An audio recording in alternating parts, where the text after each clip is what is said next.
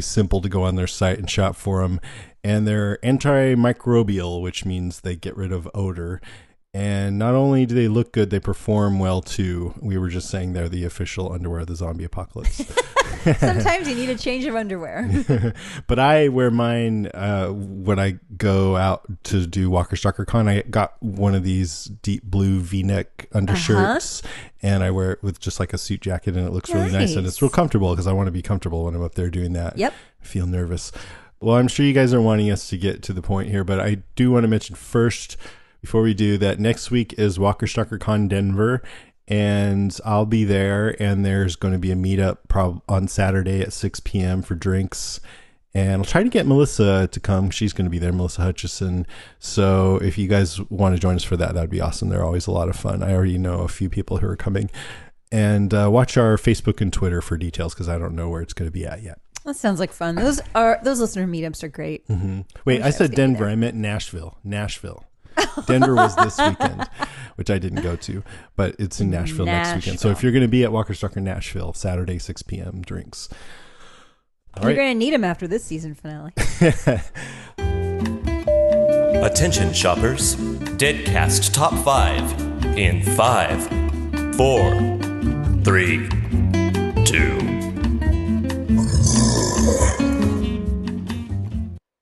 All right, it's our Deadcast Top 5 this week. It's our top 5 highlights for Season 6, Episode 16. The first 24 hours and 58 minutes of your last day on Earth. It seems like it. 23 hours and 58 minutes. Crammed into an hour and 30 minutes. Yeah, and this is our last podcast for what's going to be about 2 months for you at least. Mm-hmm. So you're going to get yourself a break here. And then maybe during the summer, we'll review a movie or two, and we'll do some fun podcasting over the summer. And we'll probably do our season wrap up with the Talking Dead guys, right? I figure I would ask him if we can wait until after the 7 episodes of Fear and do it then. Yeah. Smart. So we decided that we're also going to wait to tell you what we thought until then. So that's going to be in 2 months.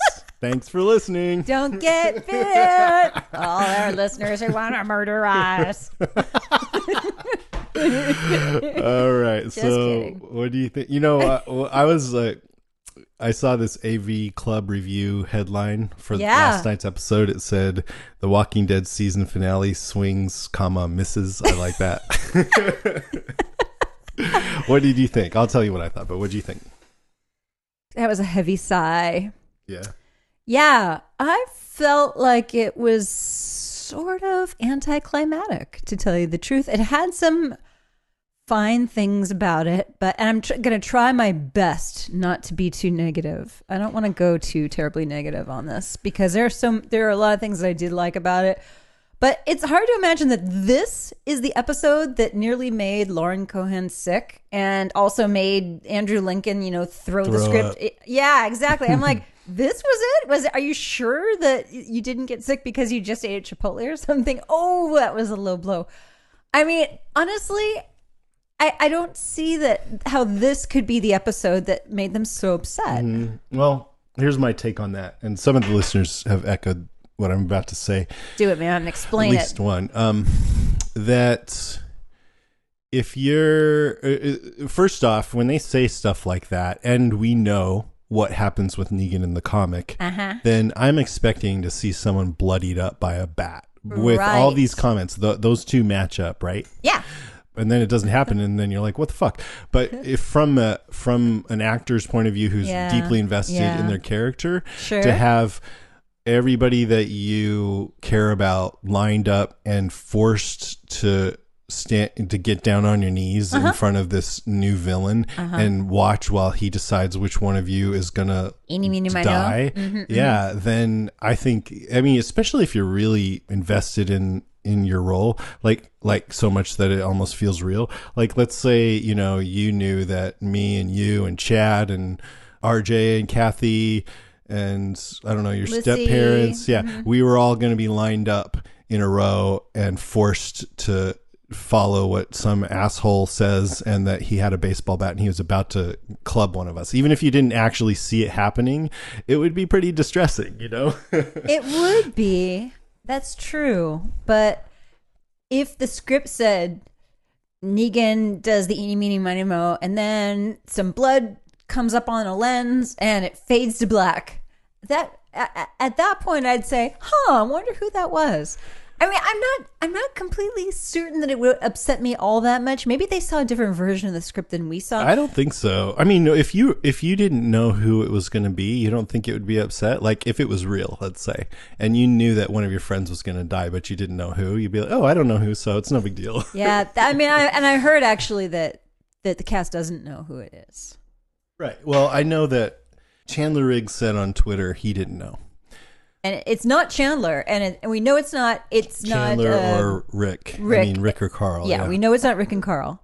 At least it seems pretty clear that it's not them. It would be weird to feed a dead guy his son's eyeball. Conversely, it would be weird to pluck the eyeball out of the dead guy to feed to his dad. Yeah, or to threaten that. Yes. Yeah. So we can I think authoritatively say that it's neither of them. But I mean, my point is that it would be pretty distressing, especially if you knew it meant that one of these people was going to be fired or, you know, let go from the job. Just because you don't know who is going to be killed of your friends, you know, going back to the real life metaphor, I don't think that, to me anyway, that doesn't make it any less distressing. Yeah, I suppose. It's almost more anxious, you know. I hear what you're saying, and yet there have been times when like Herschel had his head chopped off. That's distressing, genuinely distressing to see that on the script. This, since nothing was shown, it's hard to get too. We saw somebody. We heard the sound of somebody's head getting bashed in. So we know, you know, somebody was killed. Yeah. The only thing we don't know is who it was, you know. And I have my. So do theories. I. We'll get to that. But even if they had picked somebody and it wasn't a cliffhanger, but let's say they did it in a similar fashion where it was off screen, then it would still be distressful, right? Even if we didn't actually see the bat caving in somebody's head. But this was supposed to be. I mean, this was built up as this thing that, you know, made the actors incredibly distressed. Well, you say built up, and I was saying, you know, I'd been saying it seems to me like they were coached to say this in order to prepare us for this horrible scene because I thought they were going to show this horrible scene, but now that they didn't, I don't think they were coached. I think that was just their genuine emotion, like, oh my God, you know, this was really hard to go through for us. What did you think of the episode as a whole? My first go through, I thought it was very repetitive and slow, and it seemed like a lot of our listeners said, a lot of driving, and I didn't turn around, really appreciate it. And then when the Negan scene came, I was totally, oh my God, this is some of the most thrilling stuff I've seen on the show in a long time. And then second watch through, I appreciated the whole thing more, especially without the commercials. Okay. So I appreciated it more. I still feel like there's some disbelief to get through here, but I liked it more. So I liked it pretty well. Okay.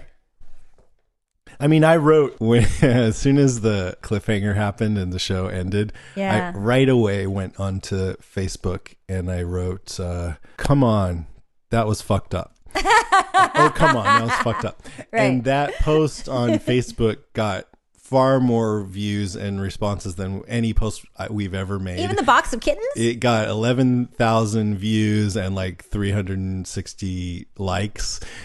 And I think it really caught the emotion of the moment, right? But I felt like that was just about it being a cliffhanger, which is like, no, I want to know what happens. That's the feeling you're left with, right? Right. But I mean, I'm kind of going into my number 5 here. Is that okay? It's just the fact of the cliffhanger. You know, the fact that this is a cliffhanger. I think all cliffhangers, like the Star Trek Next Generation, you know, I was watching. My favorite episode of that is the final episode of season 3. And something, I don't, you know, I'm probably stupid for being careful about this, but I don't want to spoil it, so I won't say, but something happens to Picard.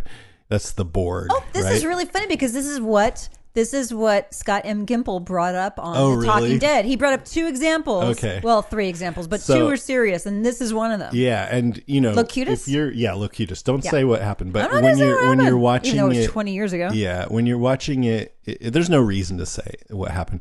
But when you're watching it in the moment, like while it's airing, then you have to wait. I don't remember how long, but several months. And I was like, oh my God darn it. Oh, that sucks. But I want to know what happens. And then, the next day I'm like, well, what else, is there anything else to look at? Yeah. There's, what were we watching back then? Yeah. Tons of 90210. That was good. So anyway, there's plenty of stuff to occupy yourself with. We have Fear the Walking Dead. So I actually think cliffhangers can be fun, and people think it's a gimmick. I guess it's kind of a gimmick, but it's okay. So even though in the moment I was like, God damn it, I'm not like, they're jerking us around. I don't feel like that. I feel like it's fine to have a cliffhanger on a show like this. Lost did it too. That's the other one that Scott M. Gimple brought up. The Hatch. People hated that, but that was when the internet started coming around. So people are gonna do what I did and say that was fucking lame, on the internet. But it's fun, and you get to wait and anticipate, and people have a lot of reasons why they agree with what I'm saying and why they don't, but this is what I feel. Right. The only thing, though, that I really don't like about them doing it this way is that I think there's a pretty damn good chance it's going to leak who it is. Yeah.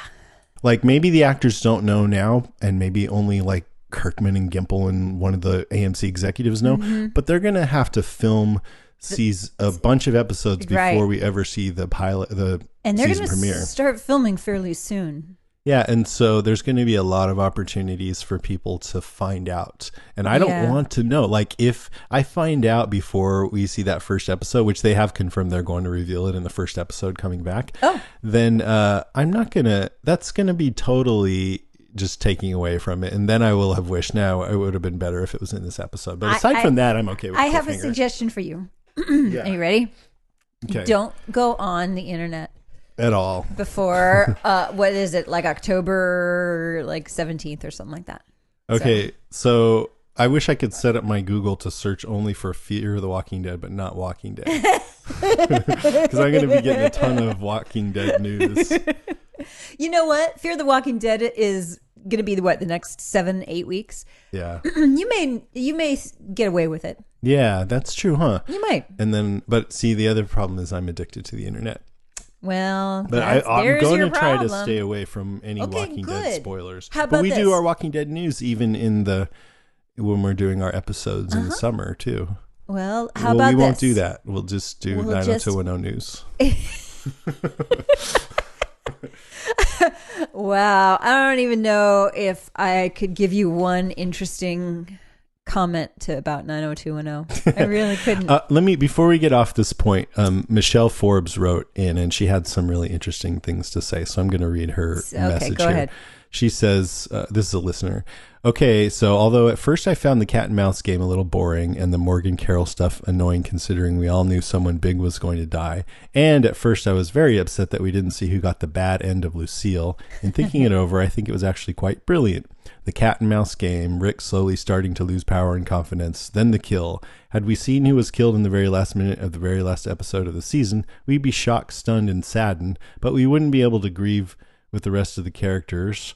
By the time fall rolls around, we'd be over it while the characters were still embroiled in it. So we'll come back, they'll show us enough to get us back in it emotionally, then we'll go through it together with all the other characters. Well done, Walking Dead. Interesting, though. I was thinking, what if, just say, they do a time jump when we come back?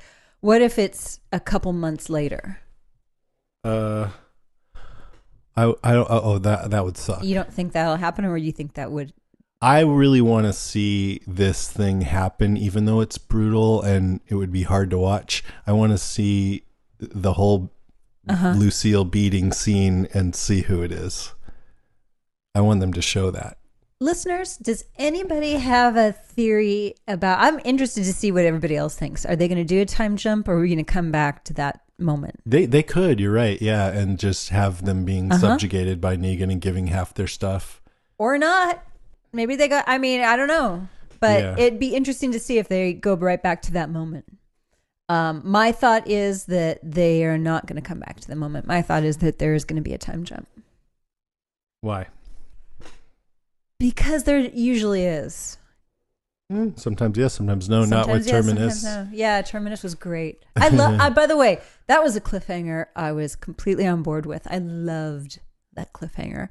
I loved Rick. Saying they're fucking with the wrong because people. It ended on a moment where it was hopeful. Yeah, and none of them had gotten killed, and it looked like there was no way that they were going to be all right. Right? No, he was saying that, and yet. But you knew that somehow they would pull it out, right? Maybe they might lose one of them, but you knew that. I'd like to also say, though, that I think people who are frustrated and angry about the cliffhanger-ness of this have a point. I can see both sides. I'm not sure. I'm not sure who I agree with. You mentioned the Star Trek episode, which is crazy because Scott M. Gimple brought up that very episode. He brought that part up. He also brought up Lost, where they open the hatch. But I don't think it's the same thing exactly. I think that one is full of mystery and intrigue. I'm thinking specifically of the hatch on Lost.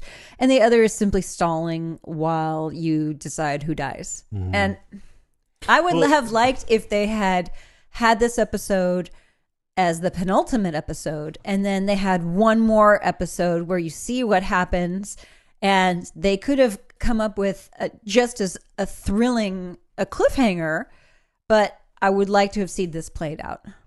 I mean, I have a theory as to why you don't like it in particular that you haven't talked about. Because I'm lame. No. It's because I'm lame. Because the cliffhangers that we're talking about, well, not so much the Star Trek one, but in this case, we're waiting to find out something really horrible, you know? Yeah. With Lost, it was exciting, the hatch, what's in there. With, what was the other one? I think it was just Walking Dead, like in the Terminus thing. Yeah. We're waiting to see how they get out, basically. I'm not we don't know for sure whether someone was going to die. This is where, someone that we care about just got beaten to death. Now, let's all wait and find out which of your friends is dead. It's like not as exciting that way, No, it's awful. Yeah, and we have to sort of just steel ourselves and pretend we don't care until then. And I kind of, now that I'm talking about it that way, in the comic there was, even though you would have only had to have waited till a month, you didn't. Right. It was all in that issue 100. Right. And for this reason, it's like, it's not as exciting to wait to find out which one of these people that you care about just got hurt really badly. Like, I'm totally, as you guys all know, I accept that that's what this show is. But to make us wait so many months to find out, I'm not going to be excitedly waiting. I'm just going to try not to think about it. Yeah, exactly. We have Game of Thrones and Fear the Walking Dead to. Yeah, and there'll be plenty of other deaths on those Exactly. By the way, who do you think it is? Well, The View made it look pretty obvious, actually. The way they shot it up. Yeah, when he hit the thing, it was right on our heads, the viewer. So they were basically beating us to death. Beating us to death. Blood spurted right up on our face. Yes, that's true. So it's no secret. Oh my God, this was. I wonder if that sort of turns some people off. Like, he's beating me to death right now. Right. If this was VR, you'd be like, hey. I just died here. Quit it. All right, I'll tell you. That's one of my points, but we can go to it. Let's do it. Who will it be? So, I mean, I think we can like you said, we can rule out Rick and Carl because Negan said, if you guys get out of line, we'll take the kid's eye out and feed it to his father. Right. I really don't think it's going to be Michonne or Daryl because I think those two characters are too important to the show to kill off. Yep. I feel like personally that, especially with this cliffhanger, if you're going to make it a cliffhanger, it's got to be someone big, or else it's going to feel like anticlimactic. Right. Even though that sucks to say, I want it to be someone big, but that to me, in my mind, that means Abraham, Rosita, Eugene, Aaron, and Sasha are not big enough. Glenn and Maggie are the only two, but I still feel like, even though I just said that they're going to go ahead and make it Abraham, and that they think Abraham's important enough. Interesting. And both Abraham and Eugene had some big moments in this episode. True. Abraham had, hey, Sasha, if you want to have a baby, I'm up for it. He had that moment. And then Eugene had I'm going to be your wingman. Your anchor man. Yeah. I'm going to, shine me. I'm going to be a hero in this episode. I'm serious as a coronary thrombosis. They both had the big hero moments on the show, so it could be either of them or both. I know, you're right. Why do I think Abraham? I mean, Abraham's had a lot of arc this season.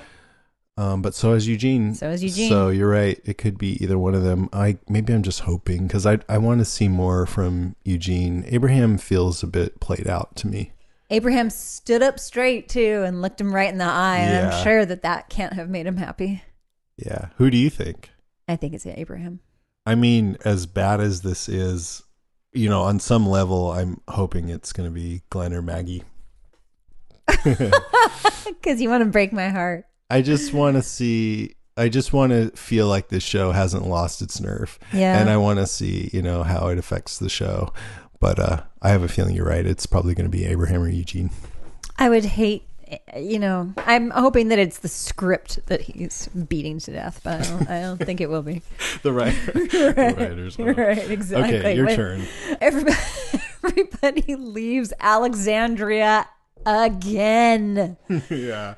I'm really trying. Everybody. I'm trying hard not to be critical here. And they, just watching through that the first time, and I didn't catch, like, what? Why are they doing this? Why are they doing this? And then I watched the second time, and in that first few minutes, they really worked hard to try and explain why this was happening. They took the RV to make Maggie feel more comfortable, and because of that, they had space for everybody. Carl says Hilltop is far and the Saviors are out there, and he wants revenge. And he feels like since we've encountered them out there before, they'll probably be out there again. Abraham says they're out there, so I'm going to be there with you.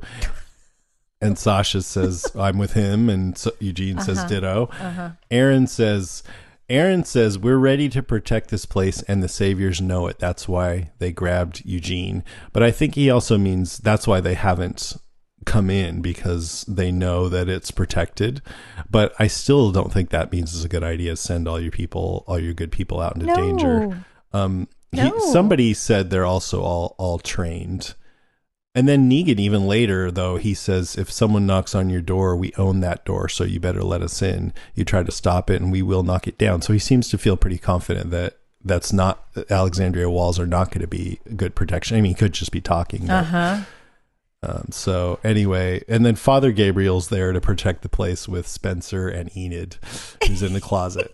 And yes, exactly. And we know that little Judith, she's a great fighter. She's with Gabriel. Rick left her with Gabriel again. So let's one more time say who's left at Alexandria. Enid, locked in a closet. Judith, a toddler. Father Gabriel, who, let's face it, doesn't have a great track record. And Spencer, who desperately wants to make a deal. I mean, I really felt with all that stuff I just said, because the writers really wanted to try to make us believe, and they were just working so hard to get all the characters we care about into that last scene. Yes.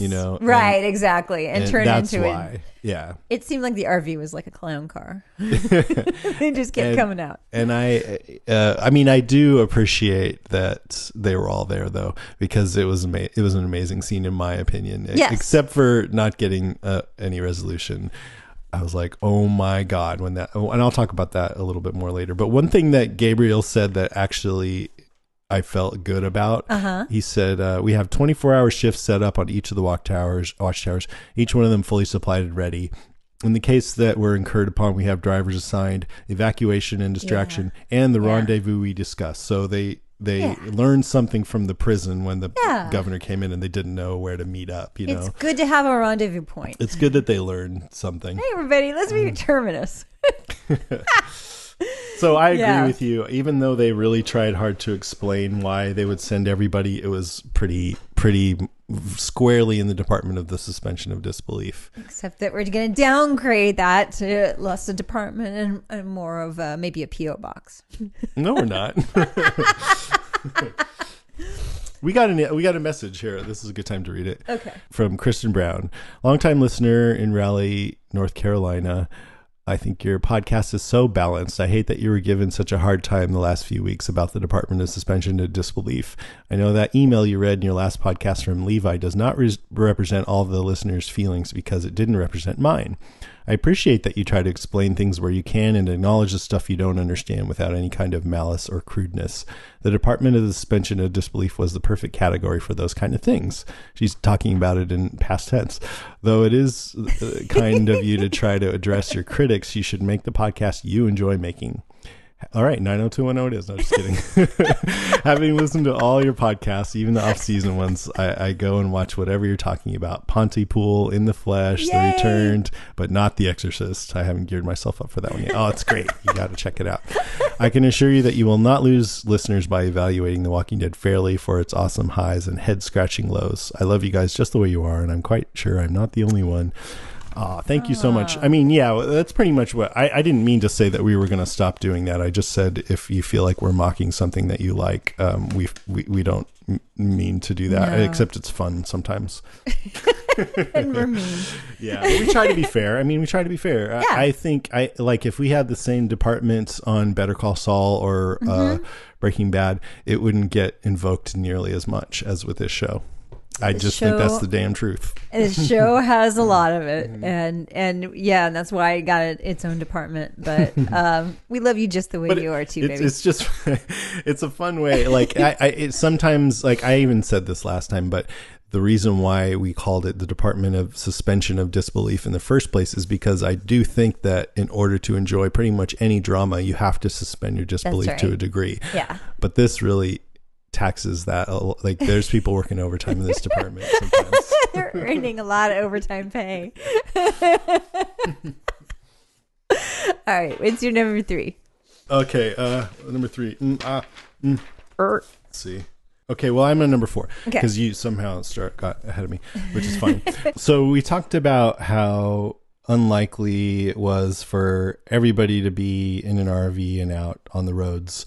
Yes. But what about how the saviors just kind of had, like the first group of saviors that they encountered, it looked like it was by chance because they were there beating this guy.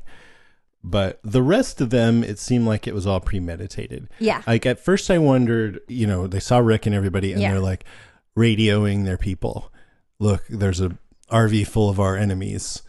Plan A, get into action now. Right. But with the whole line of zombies and how there was everybody just placed just so, and even especially those logs, I'm like, no, this had to have been set up ahead of time. So maybe the saviors are closing in. They obviously know about Alexandria. They have somehow figured out that Rick's people killed their people. And they're setting traps to capture anybody that happens to go out. That's the only way I could see that. But then it just so happens because they just got delivered all the goods in one neat little RV and one flavored package.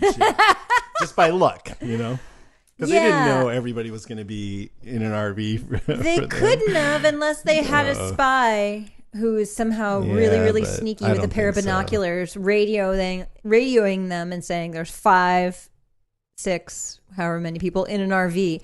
Yeah, I know. No, they just don't want us to think too hard about this. They really don't. The way it is. And also, they put Daryl and Michonne's things on some of the zombies that were chained across the road. Mm-hmm.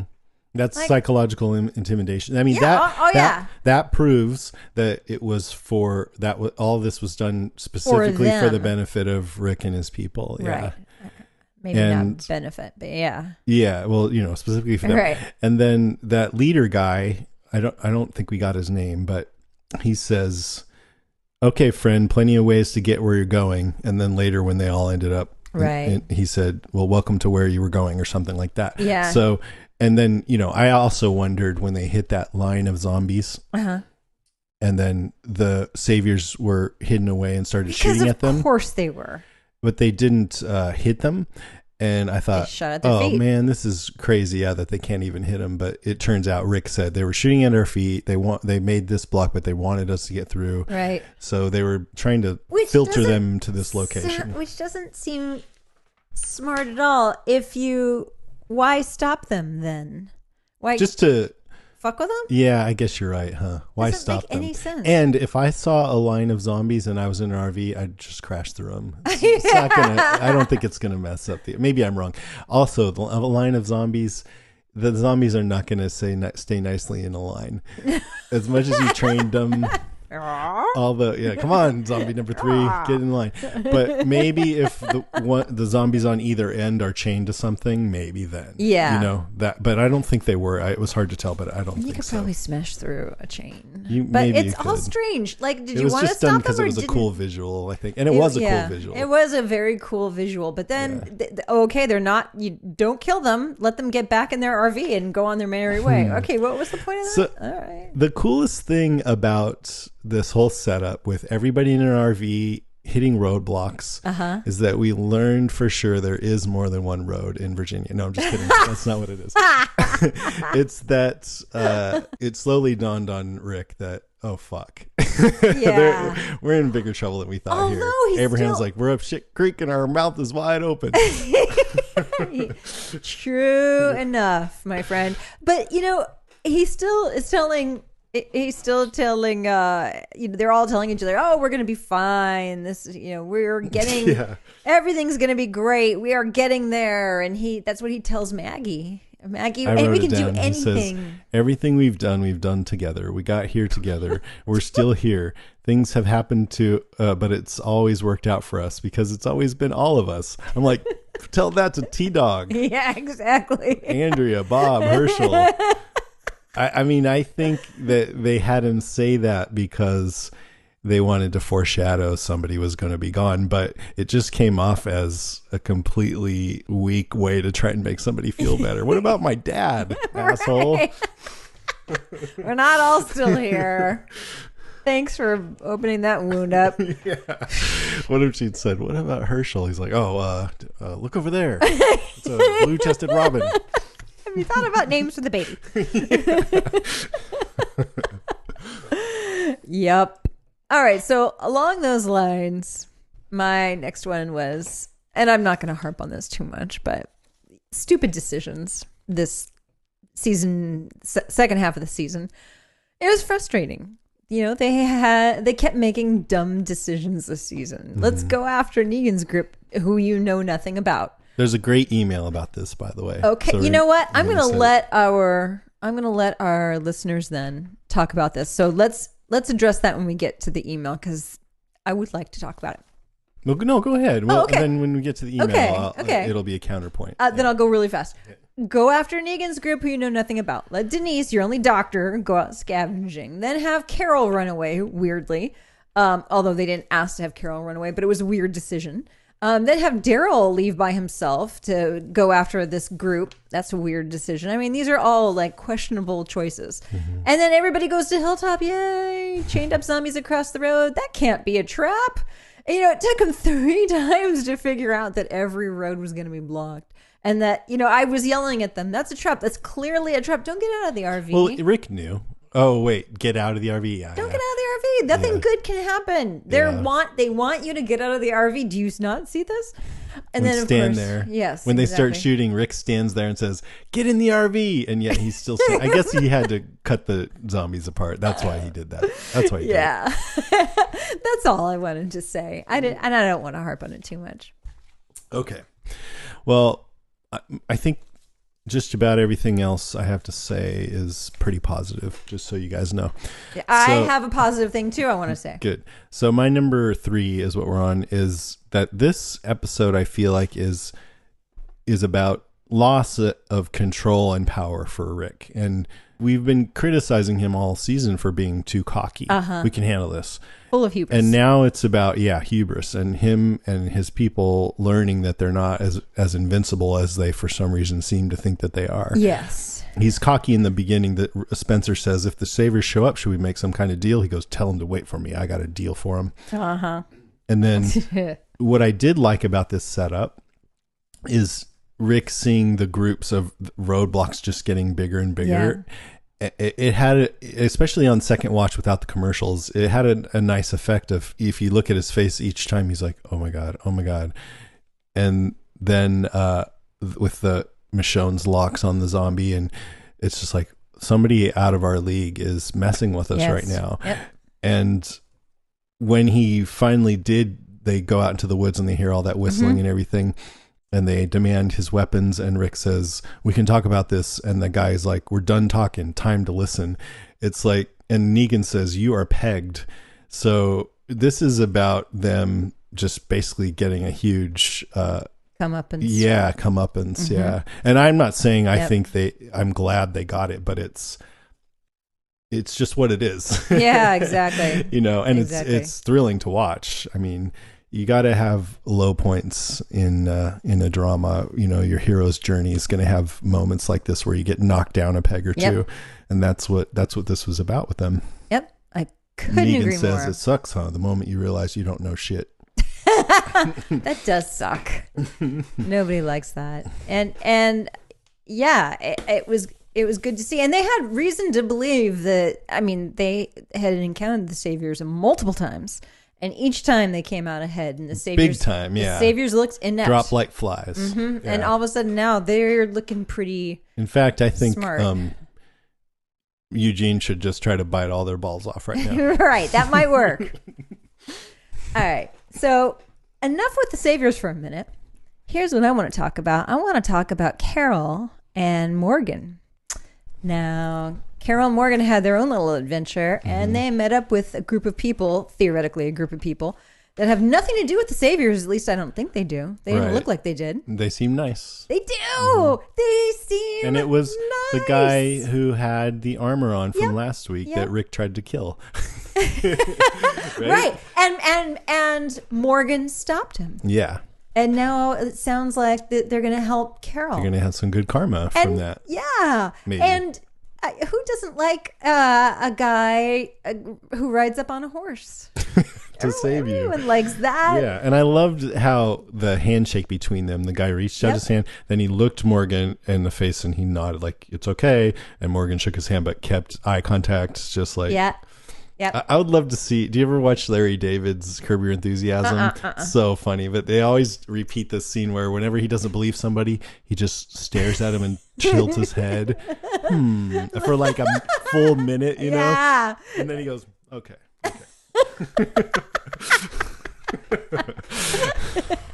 I also liked how one of them had a bow staff. Oh, I didn't notice that. Yeah, so they seemed like they were from a different planet, but a planet that I would like to visit. So, hooray! A little hope. Yeah, and I'm very much looking forward to that. So if you ask me what I'm looking forward to next season I'm looking forward to finding out what the heck is up with these guys. Yeah, plus I love Carol, and even though she's been shot up like a pincushion, maybe she'll survive. And you know my enduring and deep love for Morgan. So two characters I love. I think they're going to be okay. They're with an interesting group of people, and I can't wait to see how it plays out. Did you like the rest of their part in this episode? What? Carol getting, the whole journey and everything. Yeah, sure. Yeah. But she wanted to die, really wanted to die. And I had been asking, what is her plan? And I think her plan is, I don't care if I die. I don't care if I die. And by the end of this, it was like, let me die. And she was like, I'm happy to die. Nothing's wrong with me anymore because I'm going to die or whatever she said. Yeah. He shoots her. And then he says, oh, you think you've suffered enough? And she says, no, probably not. Probably not. So she's pretty down on herself and what she really is, what she's had to do and everything. Yep. So, God, I cannot wait to see what happens to her. She acted this as good as she's ever acted anything. And when Morgan first found her and was like, what happened to you? And he was like, let me see. And he wanted to look her up and check her condition. And she opened up a little so he could check her out. And then his gaze was on her. And then she kind of curled back up again, like kind of nervous about it, And it was really just an insight into her fragileness and woundedness, Yep. And she's pretty weak right now. I love the scene with her trying to kill the zombie and she just couldn't do it. She's been injured. She's been shot. She's peeling the skin off its head. Yeah, it was great. Yeah. And go ahead. I gotta say, the zombies in this particular episode were really wonderful. And I'm thinking specifically, I'm calling you out, tree branch zombie. You were my favorite silhouette against the sky, and you were walking by with a tree branch in you. Was that the one with the skull head or no? I love you, tree branch John There Zombie. was one at night with a skull, mostly just a skull head, just walking in the misty woods at night by itself for a second, and then I think it was Carl, just casually walks by and slices half its head yes, off. that is the one. That is the one. And also, it was like rah, rah. And it had a tree branch in it, and then you could see in the silhouette the half the head leaving it. It was a beautiful zombie moment. Yeah, and those moments go by without a blink of an eye. Yes, but they're skipping good. A beat. So that's positive. On that subject too, I like that Morgan shot the guy threatening Carol. Yes. Right? He said, you can survive this, you can. And the guy obviously was going to shoot her, so he not only did he take care of him, but he shot him like 3 or 4 or 5 times. 6 times.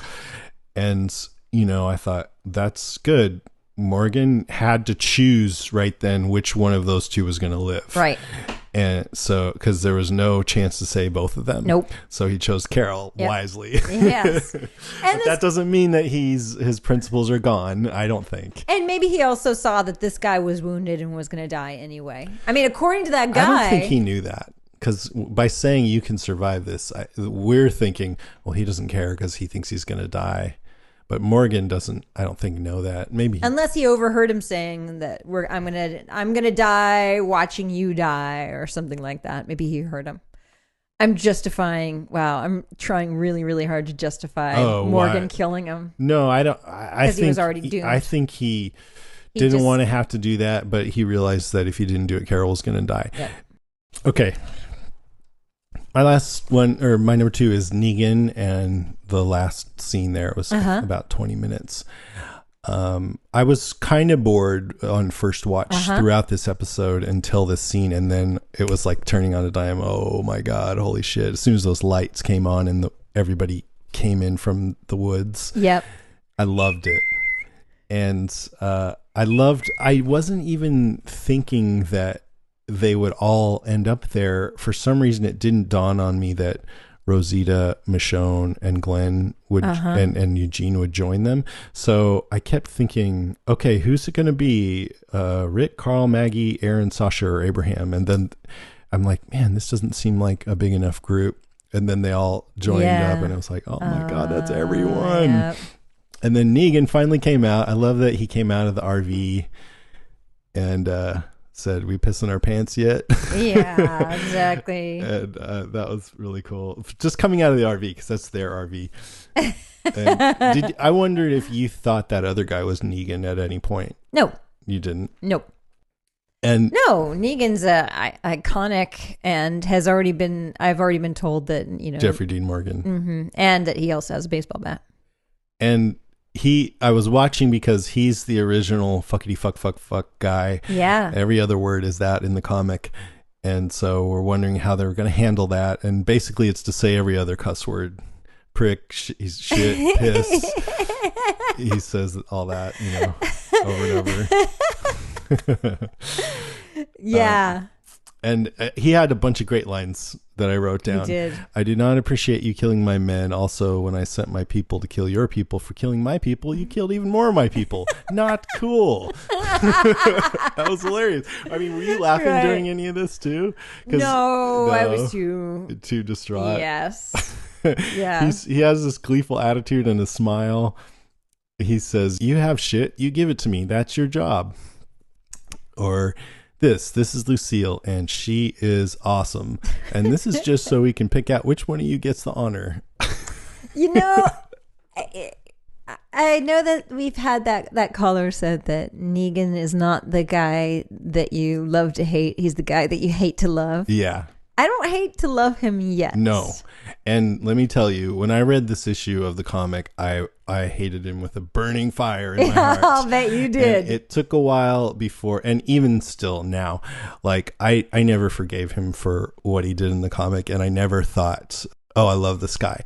I only thought, oh, he's so entertaining, and I'm glad he's in the comic. Yeah. And I have that same feeling in the show, especially since we didn't see who he got, you know? Yeah. Maybe if he would have killed someone that I care about for a minute, I'd just be like, fuck that guy, you know? You know, Kirkman was on the Talking Dead. Yeah. And he said that if you followed Negan and the Saviors from the start, he said you'd think that he was the hero. Right. But you know, it's funny. I don't think really that Rick is that much of a hero at this moment. That's what Kirkman said too. He said if someone just came in and this had been Negan's show, and all of a sudden Kirkman came along and Rick came along, you saw him kill all those people. Yeah, you'd think he was a lunatic. Yeah, and he I don't know if I lunatic. totally buy that, but maybe. I buy the thing about Rick, but about Negan getting to this point where, okay, we decided we're going to kill one person from every group we find. Yeah. Negan, it's possible, though. It's possible, but if, you know, I've criticized Kirkman's cynical view of the world order after the fall before. And I've said, I don't think that the world would quite go that far bad. Kirkman clearly does, but I don't. What this show has really shown me with the way, you know, we're pretty in touch with how a lot of different opinions from viewers.